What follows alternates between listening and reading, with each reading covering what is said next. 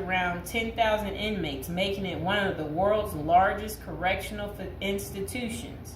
A diverse inmate population is held inside Rikers, and most prisoners are there temporarily awaiting trial, serving short sentences, or awaiting transfers to other facilities. Rikers Island is notorious for its harsh conditions, including violence between inmates and involving guards. Reports of abuse, neglect, and corruption among staff have been frequent.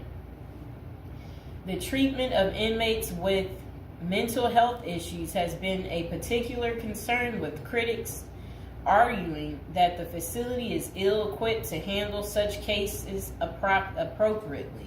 Likewise, the treatment of juvenile inmates is a subject of controversy. There have been calls for more appropriate handling in the facilities for young offenders. Numerous lawsuits and human rights investigations have targeted the conditions at Rikers Island, often focusing on issues like solitary confinement, the use of force by guards, and the prolonged detention of inmates awaiting trial. Now would be a good time to like the video, to subscribe.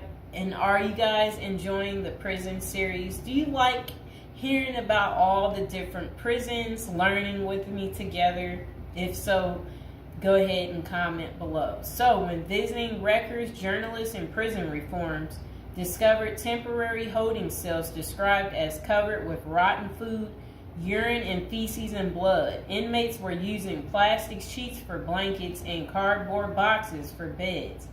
Maggots crawled over everything. Up to 26 men were crowded into a single cell where they used plastic bags as toilets.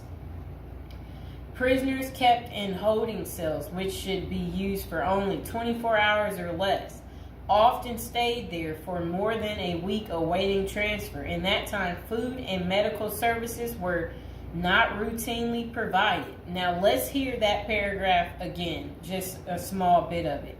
So, this was what journalists had noticed when visiting Rikers Island. The prison reformers discovered temporary holding cells described as covered with rotten food, urine, feces, and blood. Inmates were using plastic sheets for blankets and cardboard boxes for beds.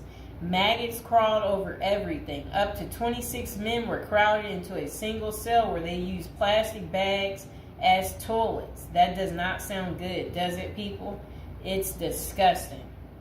So over the years, there have been various attempts to reform Rikers Island, focusing on improving conditions, reducing violence, and providing better mental health care. Amid mounting pressure, activists and political leaders have urged the city to close Rikers Island.